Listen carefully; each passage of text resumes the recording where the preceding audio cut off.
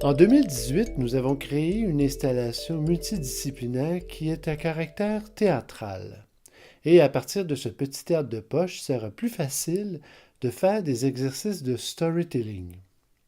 Une nouvelle façon donc de jouer avec le jeu 55 icônes et de se raconter lors d'interventions dans des lieux publics. Le premier objectif de l'installation est de donner la possibilité aux participants de se raconter en utilisant les images abstraites du jeu 55 icônes, que ce soit pour raconter une histoire réelle ou imaginaire. On commence par dire qu'est-ce qu'on voit, puis à partir de ce que tu vois, là tu bâtis ton histoire. Ok. Je sais pas, ça me fait penser à quand on écrase des mouches. Bon. Alors, mettons, tu fais une histoire avec ça parce que là, tu as défini un petit peu qu'est-ce que tu voyais, des petits points, puis tu es en tout cas écrasé des mouches. Bon, alors, il était une fois. Il était une fois, c'est l'été, et il y a des moustiques et des mouches partout. Et ça me dérange, alors je prends une tapette et je les écrase. Voilà. Moi et ma copine, on se promenait toute seule et puis on a trouvé des petits chiens, des chiots abandonnés. Et donc j'ai trouvé mon premier chien que j'ai amené chez nous. Et puis, en fait, je ne l'ai même pas amené, j'ai appelé mes parents en disant que j'ai sauvé un chien et je l'amène chez nous.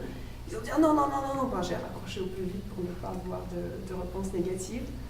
Et j'ai amené mon chien et puis c'était le bonheur absolu pendant 12 ans. 12 ans?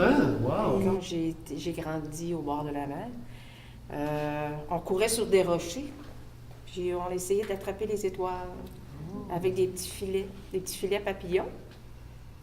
Puis on dessinait des étoiles sur la plage, sur le sable. Et j'aimais bien les étoiles. Je voyais des étoiles. Est-ce que s'est passé quelque J'essayais chose? d'attraper les étoiles. Oui, mais est-ce que vous les avez attrapés? Non, mais on a vu l'ours, l'ours qui courait après les étoiles, qui était plus rapide, puis qui grimpait plus rapidement sur les rochers, les plus gros rochers, puis est allé plus loin que nous, puis grimpé une belle étoile. C'est-tu un ours polaire? L'ours polaire. Ça fait partie de mon retour de voyage. J'étais au Brésil pendant 3 mois, puis à un moment donné, à la fin de mon voyage, j'avais juste ce besoin, cette envie d'être avec ma mère, mon frère, ma soeur, ma famille proche. Puis ma mère m'a accueillie avec une boîte d'oranges. Non, mais c'est moi, mon petit déjeuner avec ma maman, comme fruits, céréales et cappuccino. C'est la chose précieuse à laquelle je pense chaque fois que je pars en voyage longtemps. C'est toujours ça qui me manque, qui me réveillait chez ma mère dans sa maison blanche avec toutes les fenêtres et la lumière qui rentre, les plantes, puis l'amour ambiant. Ah, l'amour, attention. C'est le plus important. Ben oui. Donc, c'est chaque fois que je pars longtemps en voyage, à un moment, je me dis, je veux juste me lever chez ma maman puis déjeuner avec elle. Il y a toutes sortes de niveaux comme ça, où est-ce que, à l'intérieur d'histoire, c'est une métaphore, puis on met les choses qu'on a dans notre tête. Écoute, j'ose à peine le dire, mais moi, c'est drôle, hein, cette carte-là, pour moi, elle a un petit quelque chose de démoniaque. Je sais pas pourquoi, là, la couleur, peut-être... C'était des cornes de diable?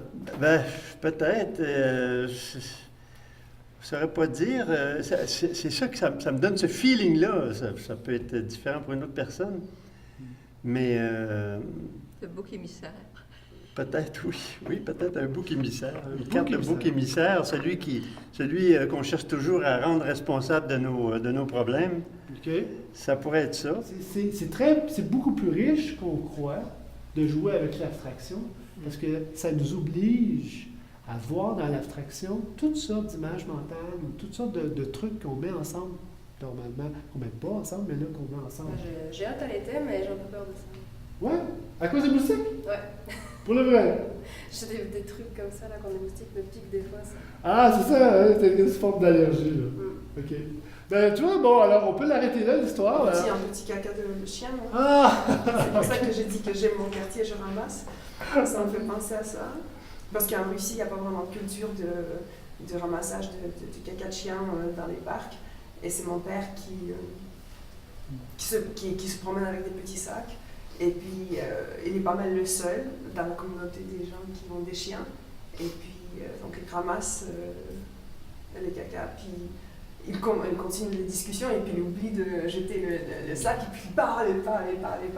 Et après, les gens du parc, quand ils voient ma mère, ils disent dites à votre époux qu'il jette le sac parce que c'est insupportable. On comprend bien qu'il est en train de nous parler, mais quand même, c'est ça. Parce que c'est comme pas dans la culture. Et mon père, c'est la seule personne qui le fait plus ou moins. Et il n'y a pas vraiment de poubelle dans le parc. Et puis donc, c'est dans notre sac. Je ne sais pas si ça vous va. Ça, Oui. c'était où, ça? C'est à Moscou. À Moscou. Ouais. Ok. Et puis la fin de l'histoire seule. La fin de l'histoire simple, ben, c'est qu'il n'y avait pas d'ours. Il n'y avait pas d'ours. Il y avait bien des étoiles. Hein? Ah, c'est les étoiles qui ont remplacé l'ours? Exactement. OK. Est-ce que c'est une histoire vraie? C'est vrai. Vrai. 100%. 3 fois vrai, là, ça veut dire que c'est sûrement vrai.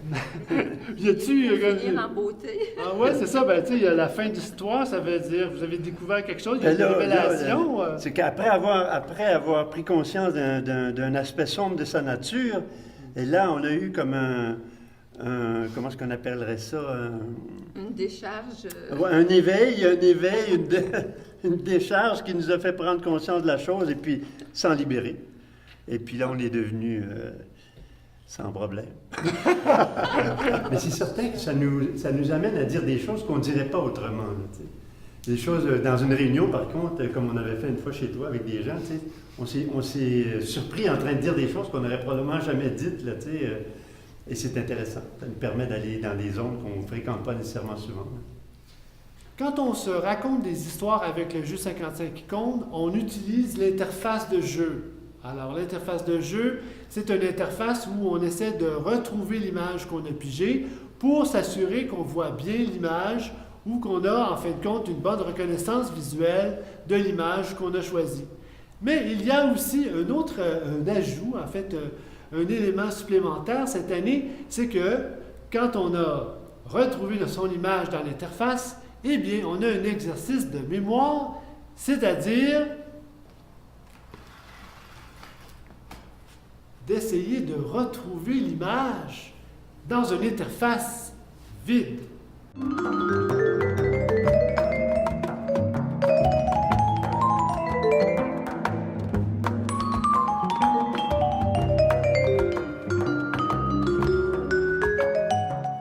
De ce côté-ci de l'installation, on a un jeu qui est un casse-tête, en fait, qui est un casse-tête aimanté.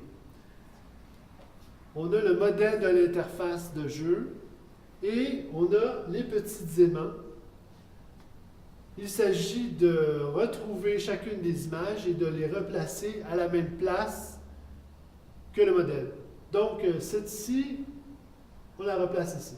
C'est une façon de regarder chacune des images pour s'habituer avec l'abstraction du jeu 55 comptes, ou du moins l'abstraction symbolique. L'ensemble de l'exercice dure à peu près 20 minutes, 30 minutes pour les jeunes. Ça peut être une façon de compétitionner avec son frère, ses parents. L'installation en arrière de moi, c'est l'installation qui va servir pour aller dans les parcs et faire des exercices de storytelling avec le public et les passants, les festivaliers.